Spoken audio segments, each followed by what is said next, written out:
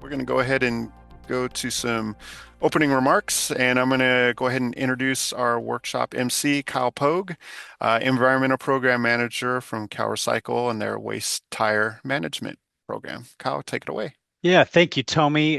Good morning, everybody, and welcome back or welcome to the California Tire Workshop Series. Just big call out to our interpreters today for their work and really to our moderators and our panelists for being able to share in this format and share their knowledge with us. We were thrilled to have a strong turnout on our first day with more than 200 participants. So that's exciting. Again, I'm Kyle Pogue, Environmental Program Manager as part of the tire team here at CalRecycle. Um, this workshop series brings together industry leaders, government partners, and researchers to advance sustainable tire management in California. Over 2 session days, we'll explore market trends, regulatory updates, and emerging environmental research while building the partnerships needed to support a more circular tire economy. Today, we're excited to present day 2 of our 4-day tire workshop series. These sessions will focus entirely on tire-derived products. Part 1 will highlight market scaling and innovations happening today and on the horizon. Then we will have a short intermission, and part 2 will examine strategies for market expansion. We're fortunate to have a panel of experts with us today for these sessions and some wonderful moderators to move it along.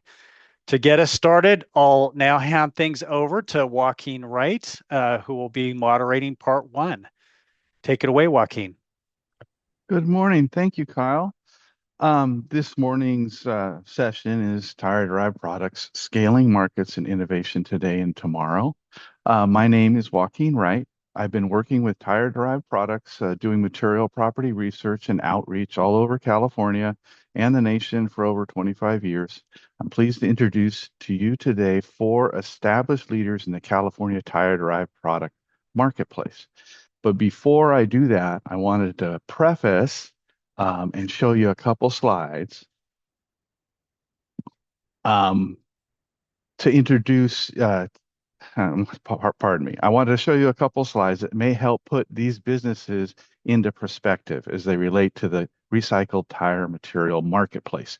So this is the 2024 California Waste Tire flow chart from the report of 2024 numbers. And what I wanted to really just show everyone here is that we had a total managed of 598,000 tons approximately.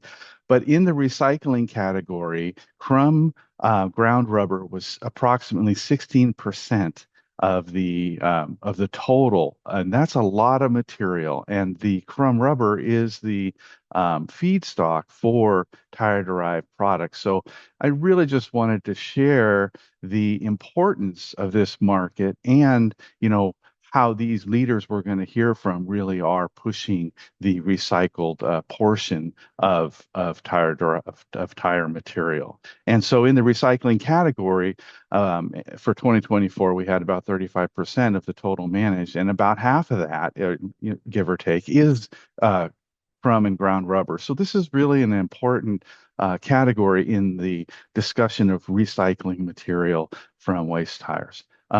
Next slide, please. So just to continue that, this is 2024 values as well, and we can see that since 2020, the crumb ground rubber tonnage has been increasing. So that's really, shows the sign of success in this type of business where we're reusing waste tires as crumb rubber and making tire-derived products. So that's about 96,000 tons a year. And even though we don't have 2025 numbers yet, we do know that, this is the trend that is happening now. So kudos to all the folks that in businesses that we're going to hear from this morning, because they really are at the leadership in the forefront of pushing waste tire material and turning it into valuable products for consumers. So I guess bef before I introduce the speakers, I just want to say that today's two sessions, and they're meant to flow together. So during the first session, we're going to hear from the leaders in tire-derived product marketplace. Then during the second session, we're going to get to participate in a panel discussion with the same leaders who showcased their businesses earlier. So it's going to be a great panel discussion. And if you don't get your questions answered during the first session, you will get a chance to hear more in-depth conversation and further question and answers with the same great speakers from this morning. So just bear that in mind as we go through this process, that we'll get two chances to be able to engage and understand in more depth from these speakers. So with that, our speakers today are going to be Cobus Conradi, Chief Business Officer at Trafix Devices, a manufacturer specializing in engineered traffic safety and highway protection solutions worldwide. Brian Fleck, partner at US Rubber Recycling, a manufacturer of high-performance, eco-friendly flooring and adhesives serving fitness, hospitality, healthcare, construction, and infrastructure projects. Eileen Dutton, Vice President of Product at Malarkey Roofing and Amrise Company, a manufacturer of sustainable asphalt shingles integrating upcycled tire rubber. And then we'll cap this morning's session with a presentation from Tim Vanderheiden, President of Safe Path Products, a manufacturer of innovative, sustainable accessibility solutions that promote safety, inclusivity, and Americans with Disabilities Act compliance. So with that, I think we'll hand it over to Cobus, Chief Business Officer at Trafix Devices. Take it away, Cobus. Perfect. Thank you so much. Perfect. So hopefully you guys can see my screen. Yep, we can see it, Cobus. I'm going to spotlight you in here in just a sec, but go ahead and go. Cool. Let me know when you're ready. Okay, go ahead. Cool. Well, thanks for that gracious introduction. First question, we'll just jump into it. Who is Trafix Devices itself? So on a high level, we're a privately owned manufacturer of traffic control devices and crash attenuation products, and we're located in beautiful San Clemente, California. Now, we've been in business for 40 years this year, a nice milestone for us. We've got more than 50 active patents. We've got more than 400 associates that work for us across the US and in Mexico, and our product is sold in 25 countries. Now, a fair assumption after this little summary will be, what the heck? What the heck do you guys do? Because crash attenuation products is not a well-known concept. So let's talk a little bit about it. It really boils down to whenever you're in traffic and you're irritated about roadworks and traffic is going really slowly, we might play a little bit of a role in that, so I apologize for that. So let's just jump into it. So on the attenuation side, you can see this is a product that we make on the attenuation side, and this is a truck-mounted attenuator. And I'm sure everyone on this call drives past a truck like this almost daily. And really what it does is it's a device that's mounted on the back of a truck. And when there's road work happening on the road, that unit is deployed. And the purpose of that unit is if a driver is unable to slow down in time, or they don't see the roadwork and they crash into this device, it saves their life, and it also saves the lives of the workers in the field itself. So the concept of slowing down an individual is attenuation. We also make another product on the attenuation side, the sled itself. So you can see this is a stationary attenuator, also another product that everyone probably drives past on a daily basis. And these products will be placed in areas that is highly dangerous. So for example, in front of concrete or steel barriers or anything that can really hurt you. And again, the same idea, if you don't see the signage and you don't slow down in time, you crash into this product and it slows you down and saves your life. And obviously, we've got quite a few additional attenuation products, but I wouldn't want to bore the audience with all the attenuation products we have. But that's one side of our business, is the attenuation side, where we basically slow down cars, we save the driver's life, and we also save the workers on the road's life. Then another category that we do at Trafix Devices is hostile vehicle mitigation. And it's almost the same as attenuation. It's unfortunately just a little bit more grim. So for the vehicle mitigation side, the intention is that we create a safe area that no one can take a car and drive into a crowd of people. So obviously, for the vehicle mitigation side, we really don't care that much about the driver. And I know that sounds terribly grim, but the real intention of this is to keep the people safe. So in this example, you could see one of our products being deployed at the F1 in Vegas. And really the intention is that no cars can get into that area and hurt anyone, hurt any people. And the third type of product that we do at Traffic Devices, and that's really the one applicable to this session, is our traffic control devices. And again, I'm sure everyone has seen these devices everywhere in the States, across the roads, everywhere. And these are our devices that's supposed to really direct traffic. And obviously, if you don't direct traffic the right way, that's when the attenuator and the vehicle mitigation comes to play.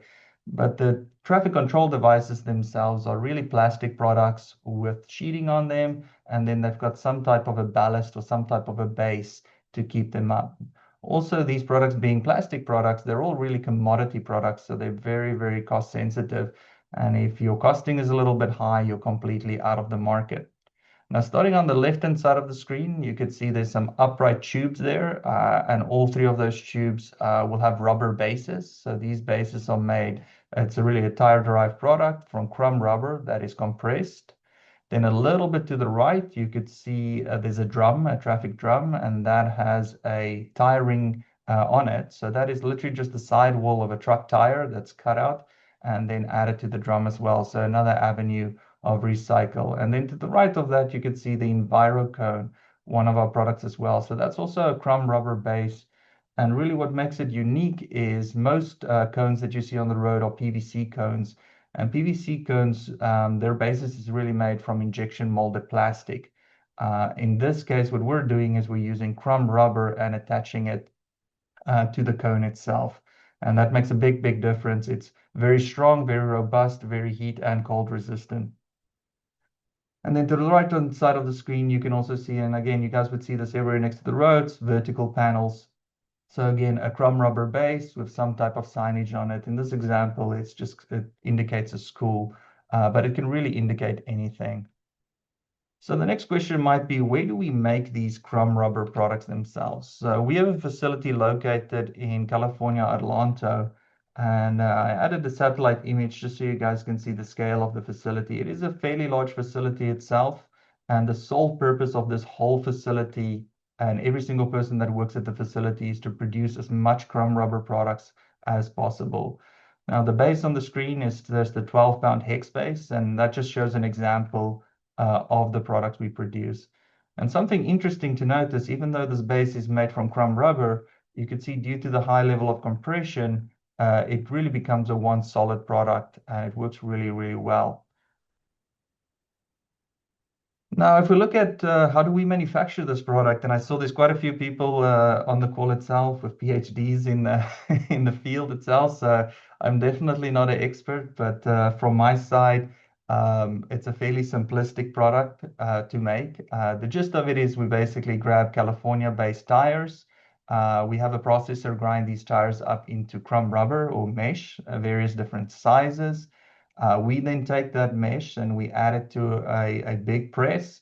We add some binder to it. We apply some heat to it and we let it bake.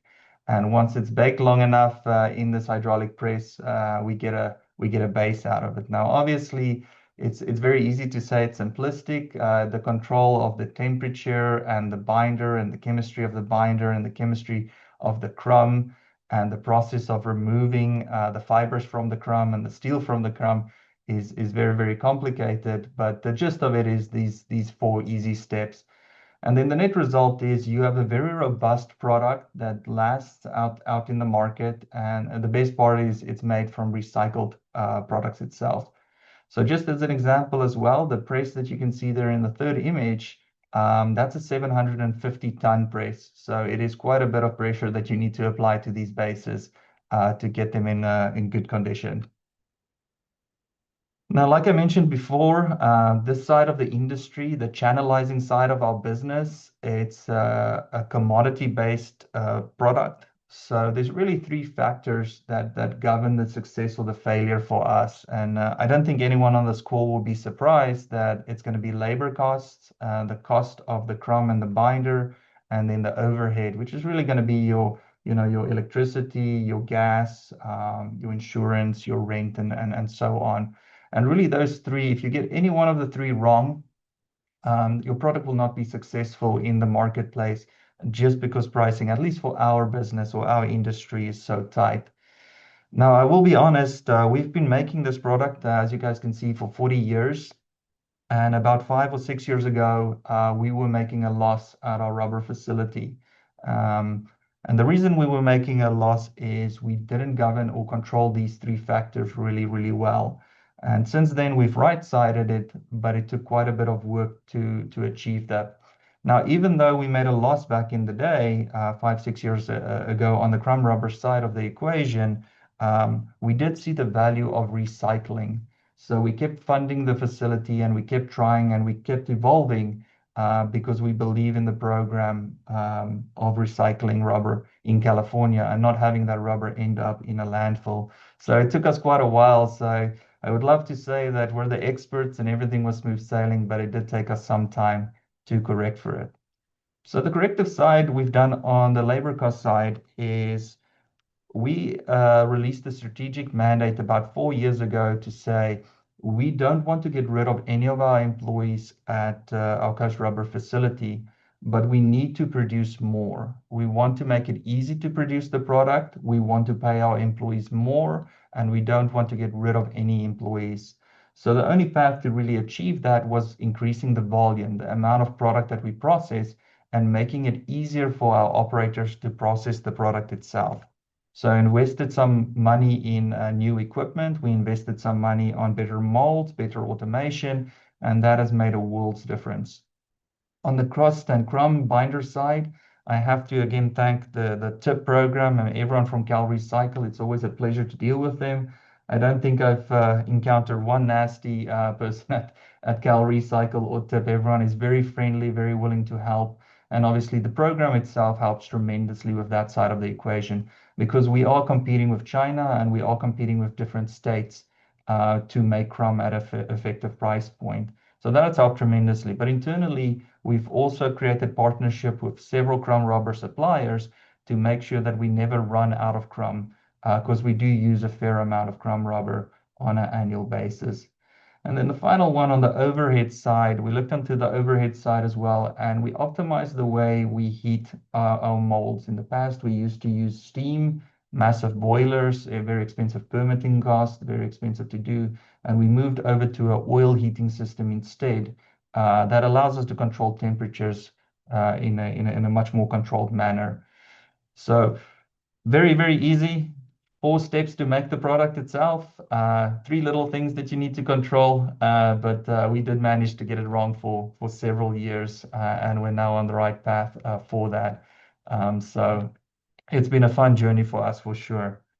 And then in closing, I just want to finish with we see the benefits of recycling, and TIP really does make it possible, allowing us to recycle millions of pounds of rubber per year and tens of millions of tons that moves through our facilities. So we're very happy to be part of the product. I know or the process. I know we play a very small role in it, but it's very encouraging, and we're very proud of the fact that we keep that amount of rubber out of landfills.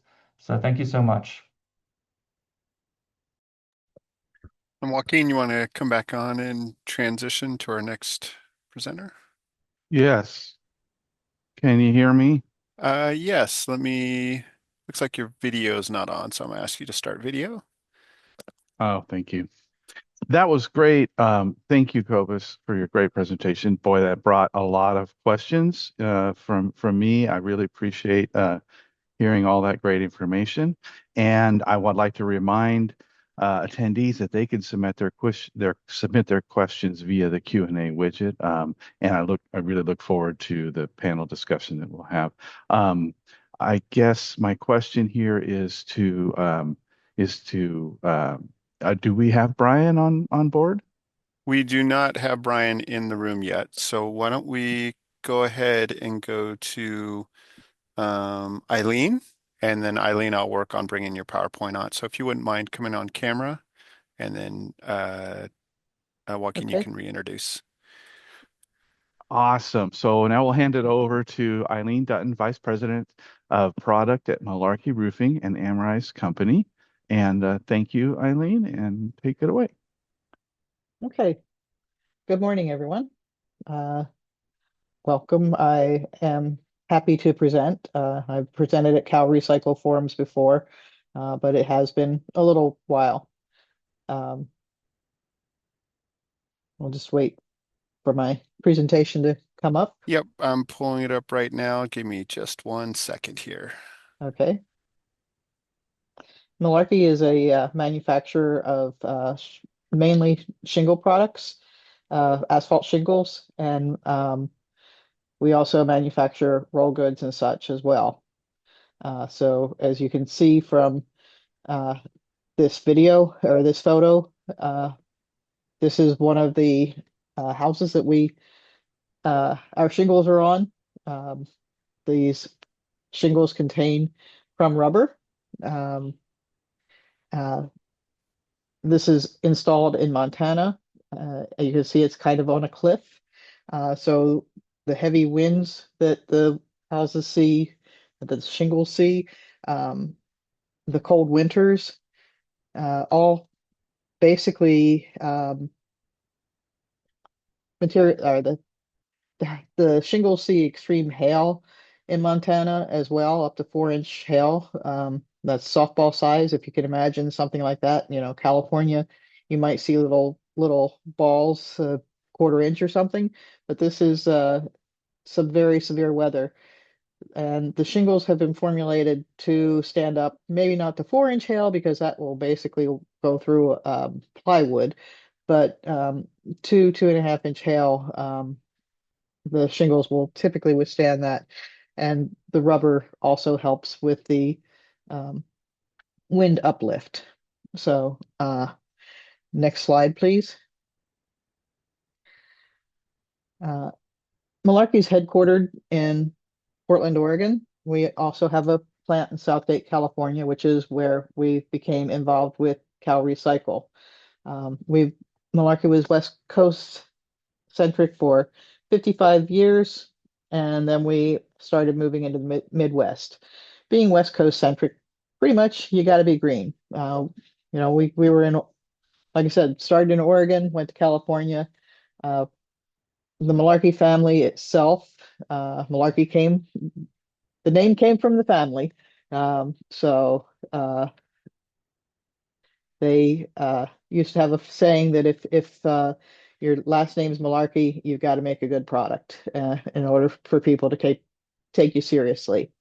So the Malarkeys have owned and harvested timberlands since the 1800s. That was their main business. They moved over from Ireland and started foresting. And they actually uh, began producing doors, which has nothing to do with crumb rubber, but uh, they sold the door company to Simpson Paper. And when they sold that, the family money went to each individual. And one of the individuals was Herbert Malarkey. And Herbert started a company making roofing felts made from recycled paper. And that's how they got into the start of the roofing business. From the recycled paper, they moved into um, cellulose shingles and cellulose underlayments, cellulose-based roll roofing materials. One of the other things that the Malarkeys loved were ducks. Ducks Unlimited was a big nonprofit that the Malarkeys supported, and we actually had a duck pond at the corporate offices for years. In 1985, Malarkey got the governor's award for converting methane from a local sewage treatment plant into energy for use in our plant for heating the materials that we manufacture. So we actually had a pipeline leading from the sewage treatment plant through the Columbia River Slough and into our plant. So another instance of us being green. When we started making the first SBS modified shingle, it was the first SBS modified shingle in the United States. And we did it for multiple reasons: to improve granule adhesion of the shingles, the wind resistance, and the impact for the longer lasting shingles. We also have, um, when you work with things like shingles, one of the things you're worrying about is fire resistance. So we had to pay attention to the fire resistance as well. Um, we're also the first company to have all of our plants certified to have waste diversion numbers above 90%. Now that's 90% is a pretty high number. If you consider that we bring in and use almost 1 million pounds per day at 1 to 2 million pounds per day, depending on the plant. We can divert 90% of any waste that we have. And our typical waste numbers are 1 to 2%. So it's still a large number, but we can divert about 90% of that. So when we were looking at things, we always like to say, how can we be even greener? So that was something that the Malarkeys just kind of, when you're working from Malarkey, you just kind of say, what can we do to improve our property, but maybe use something that's a waste product? And that's kind of how we got into tire rubber. Next slide, please. Okay, so go ahead and click it through. It's got like 3, 4 clicks. Sorry, I didn't realize it had different clicks. One more click. So the Malarkey was always looking at how can we be greener and how can we be more sustainable. So one of the first things that we always think about at Malarkey when we think of sustainability is making the product last longer. Might not make sense. As a matter of fact, we get some roofers who say that it doesn't make sense to make a product that's going to last longer because they want to re-roof materials. Well, we don't want to re-roof. We want to actually make the shingle last longer, and we want it to stay on that roof for 25, 30 years or more. So we do everything we can to try to put in sustainability up front and not worry about landfilling as much as we can. So when we started looking at this, crumb rubber made a lot of sense. Especially, I have had experiences both in the building materials as well as the paving side of the business. And so I actually have been using crumb rubber for different materials since the 1980s. And figuring out how to incorporate this into shingles was the hard part. We wanted to get the rubber properties, but we didn't want to have inconsistencies in the mixing, which if you don't have a consistent mix can cause problems in the shingles. And that's one of the hard things that we were having to reckon with and figure out how to do when we first started working with crumb rubber in our roofing materials. Next slide, please.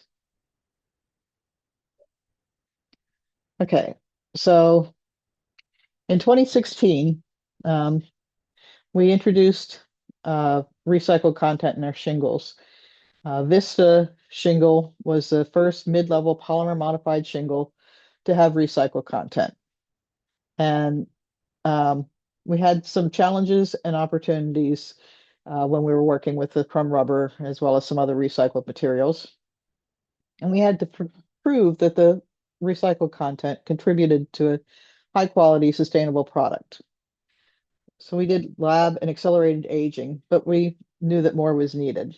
So prior to introduction, we roofed houses in Phoenix, Arizona, and Alaska, as well as the Portland area.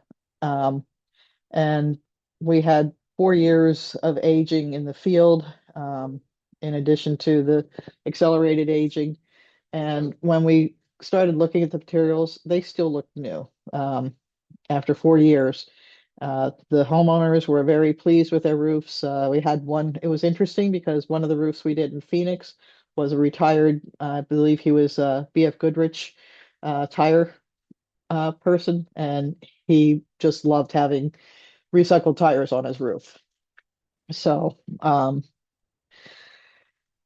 like as I said, we had some challenges with mixing capabilities. Our mixing equipment couldn't constantly feed crumb rubber. It was a different format than we were used to using. We'd been using some different types of different sizes of crumb and such, but um, the not the same consistency as the crumb rubber. Um, so we started working with CalRecycle in 2017, and the first grant that we got helped with the purchase of the new mixing equipment. So we did revamp. Actually, we did two revamps of the equipment, but the first one we started in 2017 to help us get more throughput. As I said, we're pushing out 2 million. I'm sorry. That plant produces about 1 million pounds of material a day. So we have to mix things very quickly and consistently in order for the process to work well. We have had some worry from homeowners about the crumb rubber leachates and causing cancer with different articles that have been in the newspapers. So it was really nice this year when the California OEHHA did a final report on synthetic turf. It came out, I believe, in March of this year. And it was really great because we had just gotten something from a HOA saying, we're really concerned about this. And we're like, oh, well, here's this report from OEHHA. And so it helped to alleviate some concerns that the HOA was having and helped us close a fairly major deal. We did have also, there are some concerns about latex allergies. And, all we can say is that crumb rubber will contain some latex. How much of it could hurt someone, I don't know. But from what I have read about latex allergies, it depends on how allergic people are to the latex. So we just let people know that, yes, there is some latex in there. And we'll say homeowners like the idea of having the shingles and having a shingle that kept materials out of landfill. And there are those environmentally conscious. And when we first started this, it was like, we started this back in 2016. And so there were people who really didn't care. Probably still are, but as we've started selling more and more of these materials, we're getting better feedback from people that they really like having material on their roof that helps to keep other materials out of landfill. We also found that we got improved weathering of the shingles due to some of the components in crumb rubber, and we assume a lot of that is probably due to the carbon black, which helps in UV aging. And while shingles are covered with granules, I'm sorry, while shingles are covered with granules, which helps with the UV, we also do see that asphalt will degrade in UV, and the crumb rubber appears, or the crumb rubber and the carbon black in it appear to help the aging of the asphalt. So the asphalt formulation actually improves the shingles durability, improves the impact resistance. We feel we have a little extra bounce from the crumb rubber, and it improves the granule adhesion. So all these adds up to a very sustainable shingle that lasts longer for the homeowner. And we also, from our marketing side, came up with a eco calculator for the homeowner and the contractor to use. Next slide, please.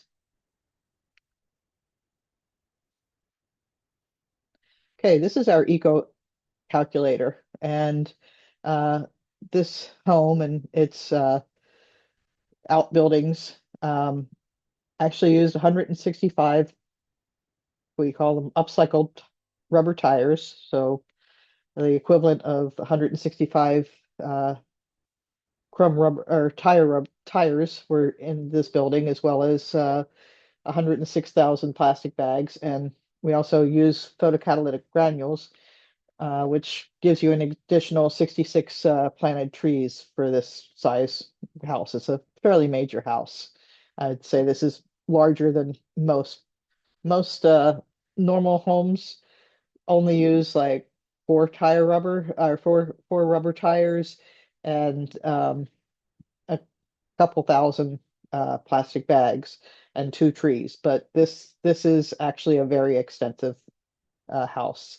So both our sales teams and the contractors love this calculator, where they can show the homeowners the amount of the recycled material used on their site. We're also seeing some growth in the commercial and architectural sales, where these recycled materials contribute to lead points, and government entities that have recycled content goals or aspirations that they're trying to meet. The U.S. federal government also has an environmentally preferred purchasing policy, and it leverages federal buying power to acquire the sustainable goods and services that will reduce the climate impacts, minimizing the waste and protecting human health. So our shingles, because of the use of these upcycled products, will can be used to meet the environmentally preferred purchasing policy for the federal government. Next slide, please. The malarkey shingles, as I said, we have to make sure that these shingles are work well and are durable. And so we do multiple tests on the materials. And here's a list of the testing that we do. On the upper left-hand corner is a wind test that's run, and this is run down in Florida, and it has 110-mile-an-hour wind-driven rain that is forced against the deck of shingles, and you have to be able to withstand the wind, the rain, and not have any wet surfaces left on the deck after you deconstruct the deck when the test is completed. And so all the shingles pass that test. The lower left is a fire test. That is, it's the ASTM E108 test for fire. And our materials are a Class A shingle.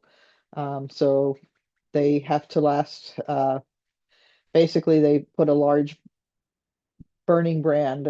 It's a large piece of wood block basically that you set on fire, and the temperatures reach, I think it's somewhere in the 1100 degree range Fahrenheit, so that the shingles, as that fire burns on it and you've got a wind blowing on it to blow wind up the deck, you have to pass so that your the fire doesn't go any more than 6 feet, and to get a Class A fire rating. And our shingles with the crumb rubber in there also pass that.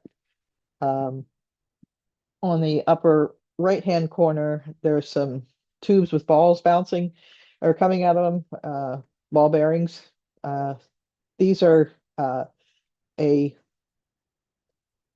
form of impact testing, and it's the UL22 impact test. And we have a 2-inch ball bearing. It's about 328 grams being dropped on the shingles, and you drop it in, I believe it's 8 places twice, trying to hit the same place twice, and then you pull the shingles apart and see whether there's any damage. And so we pass that test. There can't be any damage to the back of the shingle. And then this on the lower left-hand side or right-hand side is a ice ball test that's it's not really listed on here because there's no formal specification, but this is the Insurance Institute for Business and Home Safety has a test where they shoot ice balls at it. Factory Mutual also has this test that uses ice balls, but it's a slightly different way that you run it. And the Vista shingles and other shingles that we have passed this ice ball test as well. But all these tests, the 7158 is a high wind test. It's up to 150-mile-an-hour wind. We have to pass that test. And D3462 is just for the physical properties. That's a prescriptive test telling the physical properties of the shingles. 3161 is another wind test. It's a just 110-mile-an-hour wind test. 3018 is a covers wind and fire testing. E108 is the actual fire test method. As I was saying, the UL 2218 is the impact resistant testing. CSA 123.5 is a Canadian specification that covers asphalt shingles. And then we also have ICCES AC 438. It's an alternative specification for shingles, and all of our materials pass that as well. We have approvals with ICCESR report, and we have Florida Building Code approval also. So all of our shingles have been tested for all these products. They all contain crumb rubber, and they all pass these. Next slide, please. So I'm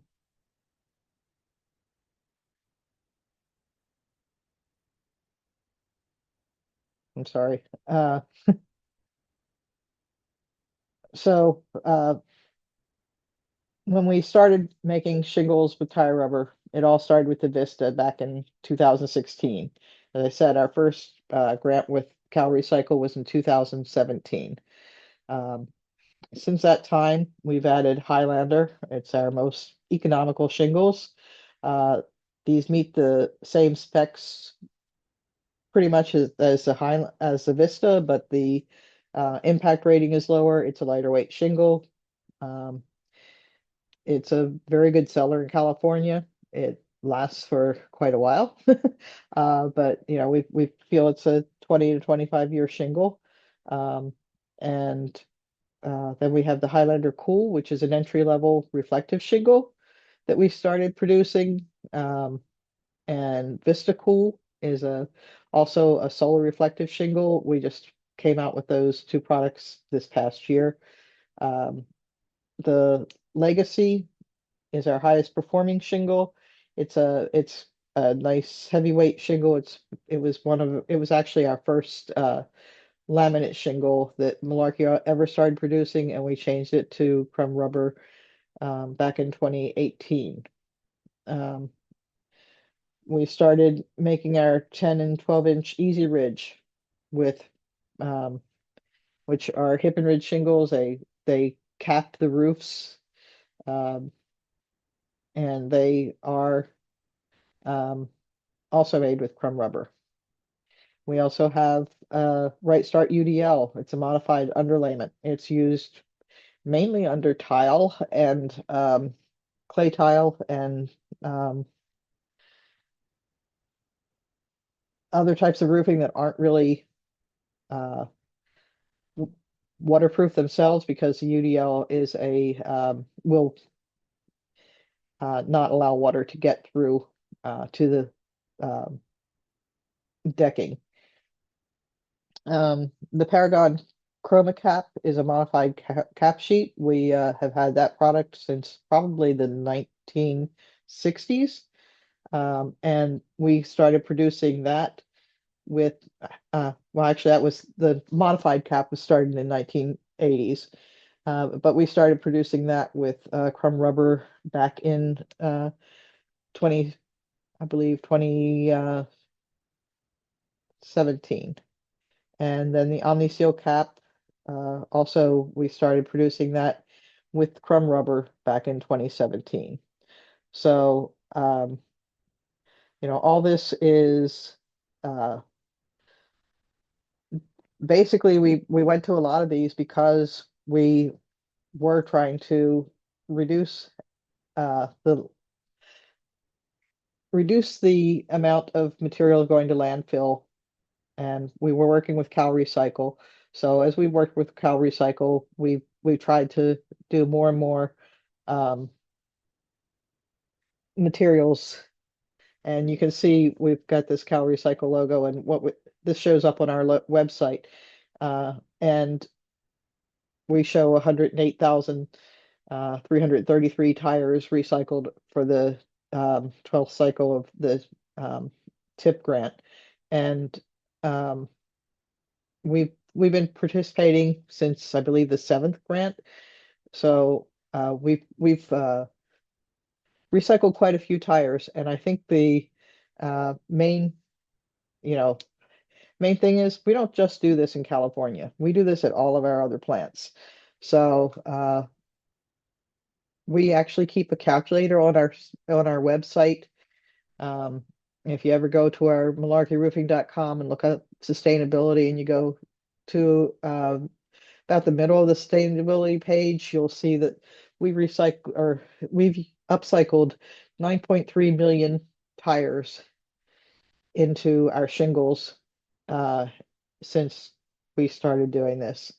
So, and in California, the total is about 2 million tires. And so we've gone, we always, we love the CalRecycle grants. I will say we always use many more pounds of tires than the grants will pay for. We use, because we use, like I said, about, I think it's about 2 million pounds of tire rubber. Well, more than that. But yeah, we use at least 2 million pounds of tire rubber per year at each of our plants. So um, that's the end of my presentation. So thank you all. Thank you so much, Eileen. I really liked just to comment. I really liked learning about the historical commitment to sustainability of the company and the fact that a consumer can see the benefits with your eco calculator. Yeah. Really, I think that's awesome, and it leads me to into a whole bunch of questions. And in my mind, that I hope we get to later on. And I want to remind everybody to please. The questions that are coming up for you to put them in the Q&A so that we can address them later.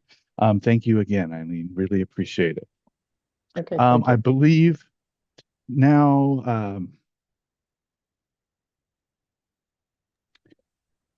I think we don't have Brian yet, right? Correct, Joaquin. So we'll go ahead and go over to Tim. Tim, if you All want to right. come on camera, and then I'm work on sharing the So PowerPoint. Tim Vander Heiden, President, Safe Path Products. Take it away, Tim. Pleasure to see you. Thank you. Thank you for having me today. I appreciate this opportunity. I'm reporting from Chico, California. We'll have a balmy 103 today, and Fortunately, we're not at the 117 we were 2 years ago. So we're grateful for that. If we can get the presentation up, would be great. I started this company, it came up, it was real interesting. It came up um, as a question as to what we could use for ADA practices. What could we use for compliance? So after I got out of law school, some people came to me and go, "We have this law called American Disabilities Act," and I said, my gosh, this is going to be something. And so the only transitions that were out there were made out of aluminum. So in 97, I wrote my first patent and received a utility patent for recycled tire products. So we can go to the next slide and we'll show this is our plant up here in Chico.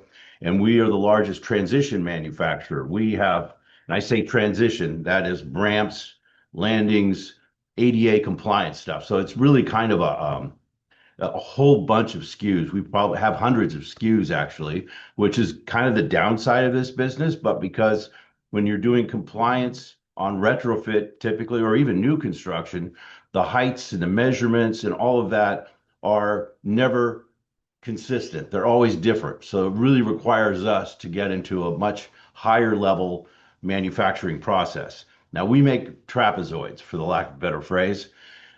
They are very difficult to make. And anybody on this panel listening knows how difficult it is to do molded crumb rubber and then turn it into something that has tolerances within a 32nd of an inch to 16th. That is, and to make them match. And I'm going to show you some photos here of some things coming up. One of the things that we've been focused on is don't buy it because it's recycled. Buy it because it's a better product than what else is being offered. And that's the advantage of having recycled product out there. And so the next slide, I think you'll see some of the advancements that we've made in using the colorization. Now, I have no problem with black recycled tire rubber. However, the attractiveness of it, because of the dirt and oil phobic nature of it, we went and moved and spent years researching this color technology, which is now actively being used. Unfortunately, because of the heating elements necessary to run these, we have slowed this process down and looking for a partner or some other location possibly where the energy costs are not so great. Unfortunately, California has the highest energy costs per state, with the exception of Hawaii. So that's why we have trouble when you're using heating ovens to cure this material. But it's beautiful. It holds up. It's got about a 20-year warranty for UV. It's amazing. And we'll get into a couple ideas I think we can talk about a little bit in the future. Let's go to the next slide, please.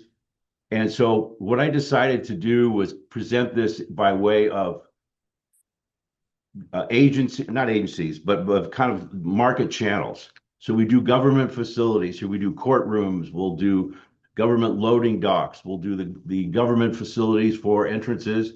On the bottom left, you'll see that is a landing. And so what we do, and we do not make those in that size. We have to build them. Each one is custom built. So you can see the transitions around it. You can see the level surface. And what we have to do is put that together and build a schematic for the customer. Then the customer gets it and goes, they put it together. If you had to do this in concrete, this thing would probably be 3 times that size, because you can go no more than a 2% cross slope. And then you've got 1 and 8, 1 and 12 on the sides. So all of our transitions are greater than 1 and 12 because we don't know the conditions are going down. So we build to a much higher tolerance in that. And then as you can see how they fit together, they have to be perfect. And so with our technology, we've been able to do some very high-end manufacturing. And for those of you that are not in this business, if you're thinking about starting a crumb rubber molding company, talk to me. Because one of the things about making molded products is that I can have a different operator on one day, or I can have the same operator on one day and have a change in temperature and humidity, and that will change the outcome of the product, even though these are 400-ton presses. And it's incredible weight and pressure, but still this material will change and shift in its settings. So it's a real It's real interesting how this material performs in the manufacturing process and then satisfying that customer's needs, which is of a very high standard in our particular industry. Let's go to the next slide and let's see what industry we've got here. This is schools and universities. We do a lot of schools and universities. We've been doing this. I mean, this invention, I think I did say, was in 1997. So we were the first to introduce this into the architectural door hardware industry, and we have been here ever since. One of the things that we'll do is a lot of gymnasiums and classroom entrances. Some of them require just the leading edge, as you see. Some require a landing, and this one is a reverse landing so that a person in a wheelchair has the maneuverable clearance area to be able to grab a door and go into the facility and then go up the transition wherever that might be, whether it extends on the outside of the door or the inside. So there's a lot of laws that apply to our particular industry, including federal standards of ADA, of course, but then also your local state standards. We have we have state regulatory agencies that control certain divisions like DSA over schools. And then we also have local jurisdictions. So you could have, and then you have Fair Housing Act that also comes in that accessibility. So each one of those bring with it different requirements and standards in which they're looking to see compliance for their particular set of guidelines. So let's go to the next slide here real quick, and we'll show the next channel we have. And this is multifamily housing. This is becoming it's kind of the sleeping tiger, because we're finding that the aging population in this country is blown up. I mean, there's a lot of people that are retiring and that are hitting that 55, 65 mark.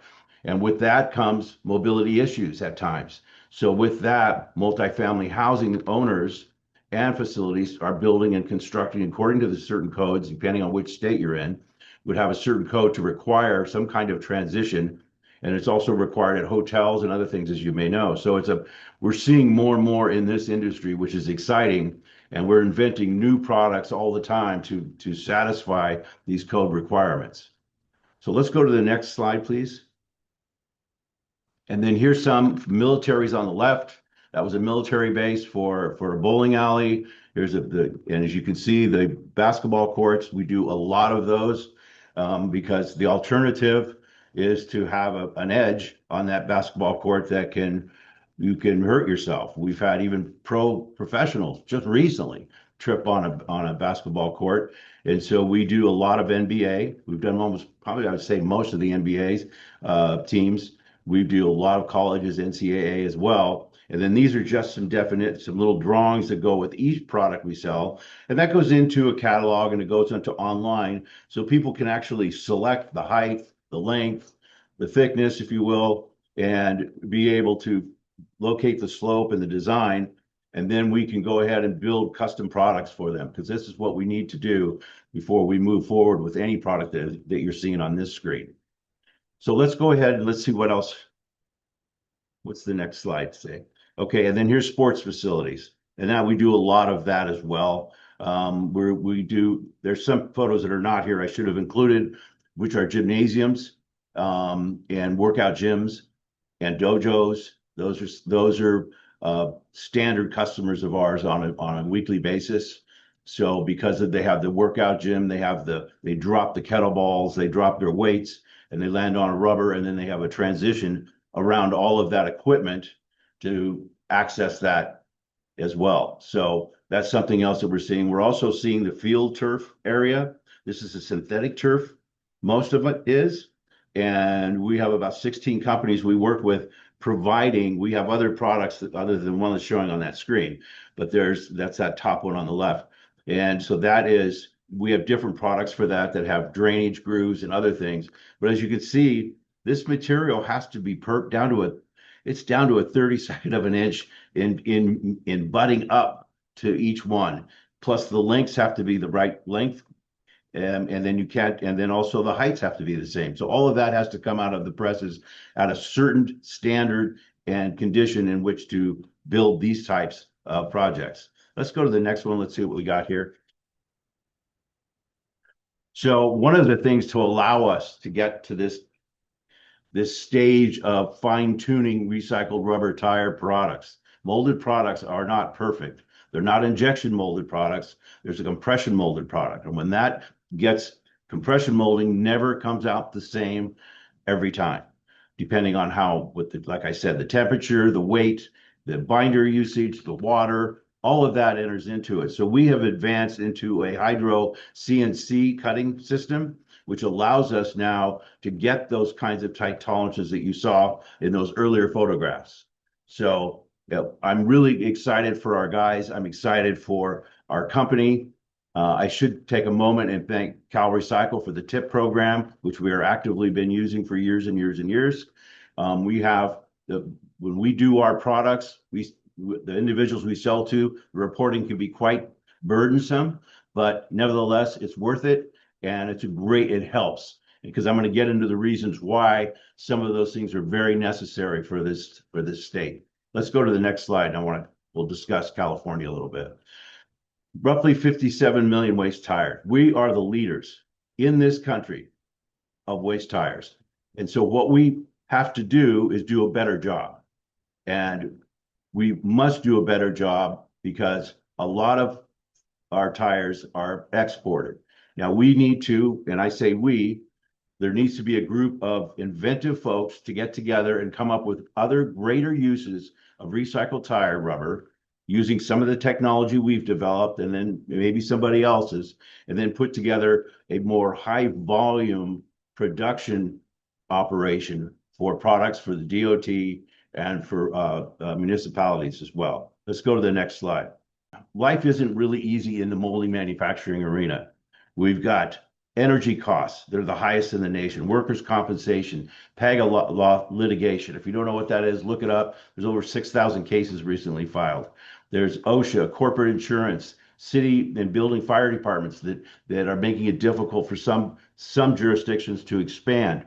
And we have our taxes, of course, in California. We've got a skilled workforce shortages.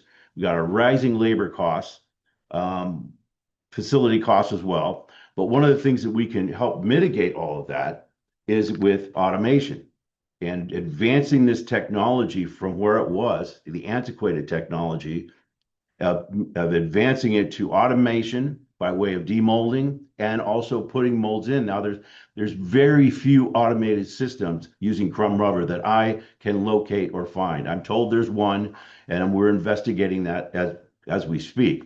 But we need to move to that direction if we're going to move the needle in this industry. Now, I've mentioned a whole bunch of problems here, which would make you think, oh my gosh, why would you be in this business? It's still fun. We still get to do good things, and we get to help people with disabilities get into their homes and into their facilities with dignity. So that's a plus right there. Let's go to the next slide if we can. Okay, here's the other problem. And this one I'm going to end with. And this is the one that I've spent many years, several years now, tens and tens of thousands of dollars investigating products that came in from imported. Let's put it that way. Okay. One of the journey that I'm going to take you down is that we were looking at our products online. And we're going, well, are we selling to this provider?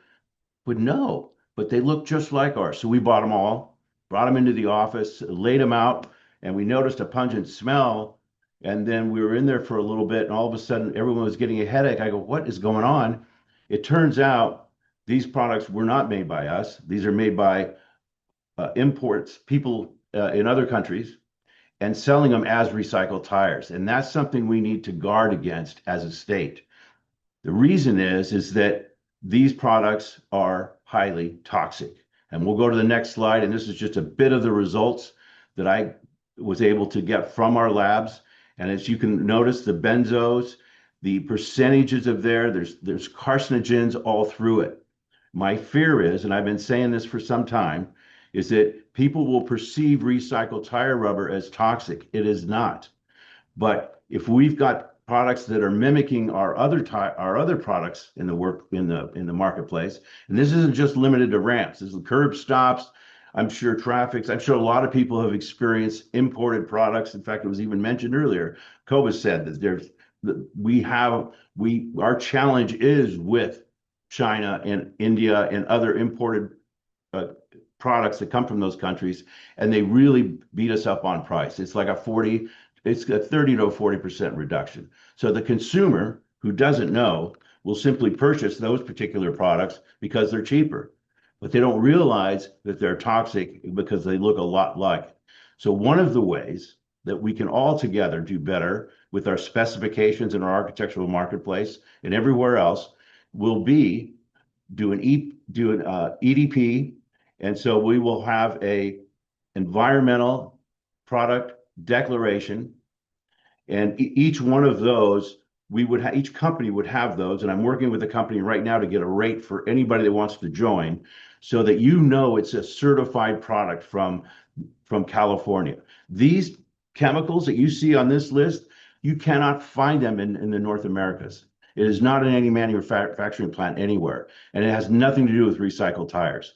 So it's for us to be aware and to increase our visibility in the marketplace as truly U.S. manufactured, California produced tires, and making good quality products that are safe for all of our users. So with that, I think I'll conclude, but it was a pleasure to be here, and thank you, CalRecycle, for putting this on. I miss the togetherness that we normally have, but maybe next year, the year or 2 years, we'll be able to gather together. Thank you. Thank you, Tim. That was a great presentation. Some of the things that really highlighted, I thought the hydro CNC, wow, that's really cool. Call for innovation. I think a lot of folks completely agree. I really champion that thought, and thanks for sharing the challenges and how CalRecycle helps. That's really everybody has shared that, and I think it's important to note that this is a larger team effort. So to speak, there are ways in which everyone's trying to make help. And really helping consumers is the bottom line for products. Really appreciate that comment. I guess, Tim, I just wanted to, I'm sorry, Tommy, pardon me, Tim. I just wanted to check and see if we had Brian online yet. We do not, but I do have the presentation. We can go to our backup plan if Denise would like to come on and just give it. We're about 16 minutes till before the session ends, but I know Denise can go super high level in probably about 5 minutes or so Yeah, about it. so Brian Fleck from U.S. Rubber Recycling is having difficulty making it, but Denise Kennedy is going to go through some of the information he was going to present, and she's very knowledgeable in this arena. And thank you, Denise, for taking that on. Sure. I am Denise Kennedy. I'm going to facilitate the next one. You can hear about me then. So let's go ahead. Next slide, please. I have some history of working with U.S. Rubber because of my role as a contractor and subcontractor with CalRecycle and managing a feedstock conversion contract. So I have worked with U.S. Rubber on product testing and issues they've had with equipment, but about their products, and you can find a lot of it online. There's Survivor Sport Floor, as it shows here, is used in weight rooms, fitness clubs. I know they do have an online program. I might not be quite in sync with what he wrote here, where you can actually buy their materials for your homes as well, which became pretty big several years back. I do think they also have material in the Kings arena. I know I was working with a construction company to help make that happen. I think they got accepted. I don't know if he realizes that. The person that was going to speak is a new owner that came in about maybe a year and a half ago. Brian Fleck, who's stuck at a airport hotel somewhere and can't get Wi-Fi. Okay, I think most everybody is pretty familiar with rubber mats, and they do have quite a showing of athletic safety ergonomics. Didn't say that right, and accessibility. So let's go to the next slide. Because I have a couple questions we want to get to. This is their Survivor Sport Forward. This is the one I know they've sold a lot of, done quite a bit with that one. Let's go to the next slide. You can see all the colors. U.S. Rubber, I know, used to be the largest kind of flooring, sport flooring. They do have two other competitive companies now. I do know that. So I don't know on sells the most anymore. Acoustics is what we did a lot of testing. I had a contract with CalRecycle called feedstock conversion, technical assistance and testing. And we did a lot of testing for acoustics use for this quiet sound underlayment. So I will say at this point, they also received funding from CalRecycle through this contract I had for testing support, about 60,000. And then the second one we had, did about 100,000, which was also some other kinds of testing, trying to replace cork with tire rubber. Okay, next slide. Okay, and this is the acoustics performance. This is one of the benefits of these flooring mats, and even in, I know they used to, I haven't followed it lately, be in a lot of buildings, new constructions, and their flooring was used for acoustical purposes.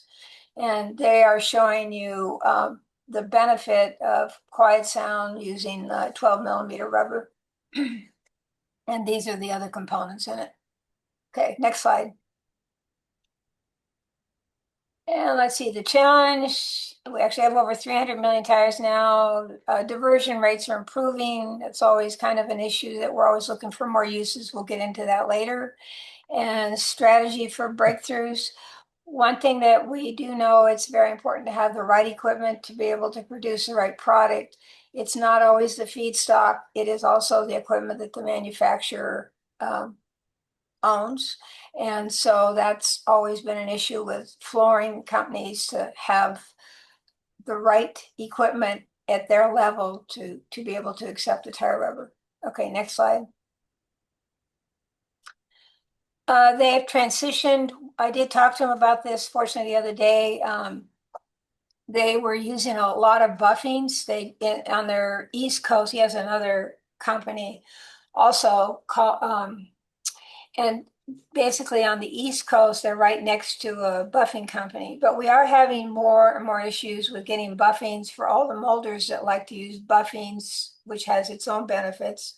And so they have gotten where they have changed the size of their rubber granulate so that it's now working in their system, in their equipment. Okay.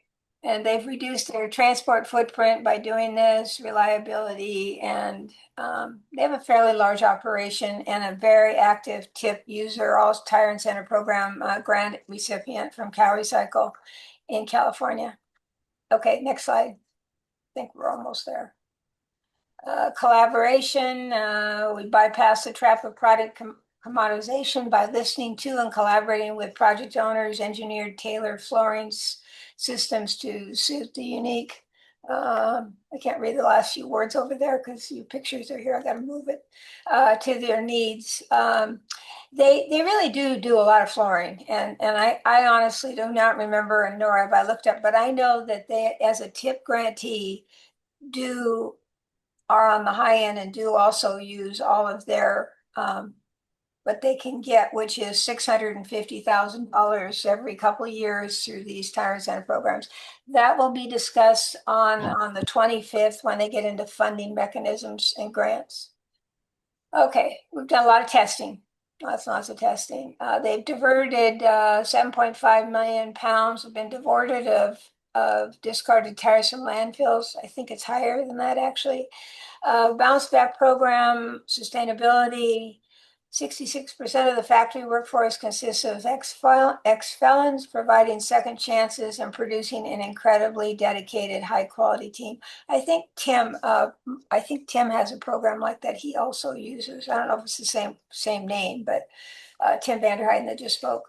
LEED certified programs. They have gone through many programs from EPRs, LCAs, are used to, and it looks like they're going to go back and start looking at that again. Okay, next slide. Okay, this is US Rubber. Brian Fleck is the partner, owner, and was not able to be on the call. So let's go right over to the questions because we have a few more minutes. What time is it? Okay, let's do about 5 minutes of questions. Now, there was a whole bunch on here a minute ago. Did they disappear? Did somebody answer them offline? Okay, well, I'm going to go ahead and, because there were like 8 of them on there a minute ago. Okay, I'm going to start with you, Eileen. Can you, you might as well most of this will be Eileen and Tim if you want to put your videos on. Eileen, are you there? Okay. Yes, I'm here. Okay, great. Great presentation, by the way, both of you. How is your price compared to tile shingles?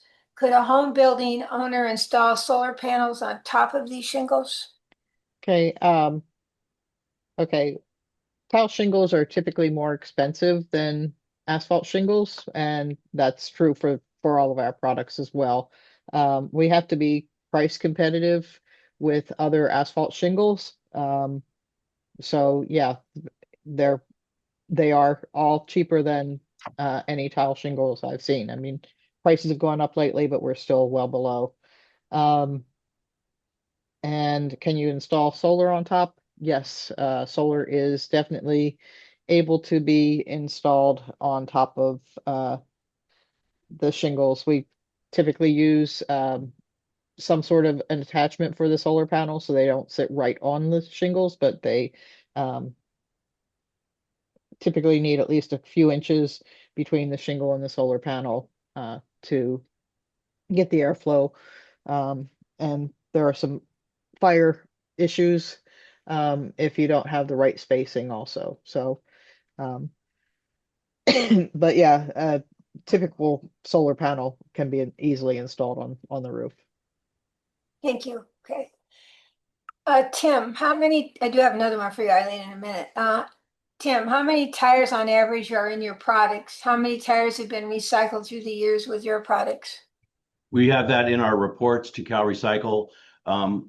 Because of the large number of SKUs from all the way down to a 2-pound part up to a 350-pound part, I'd have to do the calculations on that, but that's all crumb rubber, with the exception of maybe a small percentage of binder.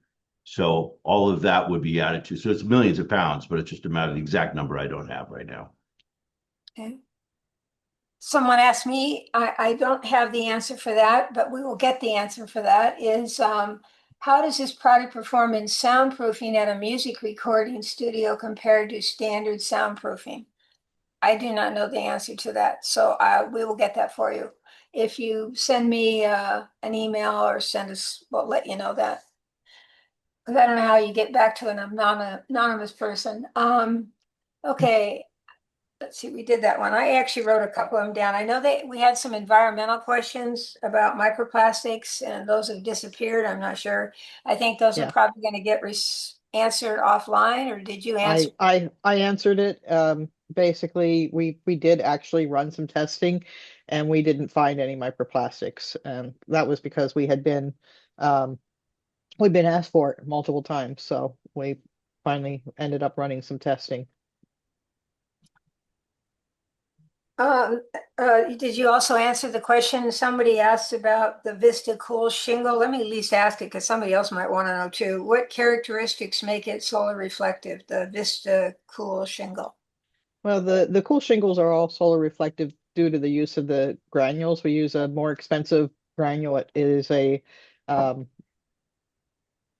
two companies out there that I know of, maybe three, make some solar reflective granules, and it's the pigments that are used in the granules that actually reflect the heat. White naturally reflects, but um, typically mixed metal oxides reflect solar rays, so you can use them as pigments, and they reflect the sun's rays. Okay. And can you take your rubber asphalt that comes off the roof and mix it back in? Can it be mixed back in with asphalt roofing for recycling purposes? We are looking at that right now. We have not finished our research on it. We've done some, and it looks like it's promising, but we haven't done enough to put it into production yet. So, but yes, and you know, typically our shingles can all be recycled just like a normal shingle, but when it comes to our factory waste, we actually sometimes have competing interests because we use so much rubber in our product that people can recycle our materials and get in paving, they call it grade bumping. It improves the properties of the asphalt for paving. So, Okay. Cool. I think we're out of time. We did have one more, somebody offered a link, and maybe Tommy, you can go move that into the chat that somebody can look at on the mayor paper from 2024. Hey, Denise, I have one question here that I wanted to add since we just have a minute. And it really is kind of since it's really directed to Tim and Eileen in terms of environmental impacts for your products, and you did some testing for microplastics. Is there a current methodology or how do you look at that in terms of when you're developing products? Is there a methodology for running types of tests for things of concern, or just how are you approaching that, knowing that that's a topic of the day? you know, typically I get with a testing lab and say, hey, what's the best way to test this? I don't test for, multiple things, but I do know, one of the things we've looked at is we have looked at the leachates out of our product and basically found not much. But I don't know that all the testing is really, I don't know how effective the testing is to date, because I think there are, you get maybe a ping of something in the product, but they can't tell if it's actually there or not. And it's like, unless you actually test the raw material coming in, I don't know how you can really know. Thank you. We got 1 minute left. I just wanted to hear from Tim on Yeah. that. I know, Yeah, Tim, you've that's done a lot of stuff. yeah, So we've done testing again. We sent it down to a lab. As you can see on one of the slides I presented, that was our product. So you have this study of what's in it and what comes out of the typical crumb rubber in this state. And we get it from our suppliers. And so we ask for a very high quality product. We need to have it for our products that's necessary. So that is one of the reasons why we have such high standards for that for our supply lines. thank you so much. And I'm sure that this can be discussed in the panel along with, some of the other things. So I just want to say thank you to Cobus, Eileen and Tim and Denise for the presentations today, and to the audience. Thank you for attending this morning's session. It was very informative for me, and I hope it was for you too. A quick reminder to stick around for the next session, Tire-derived Products panel discussion of market expansion strategies, where the expert panelists you've just heard from will respond to questions, deliver candid practical insights on critical aspects of the industry, and meaningful contributions to California's circular economy and tire diversion goals. And thank you again for attending. Please put any questions that may come up or you thought of and didn't put them in, please put them in the question and answer, and we will try to address them in the next session or address them offline. Thank you so much, everyone.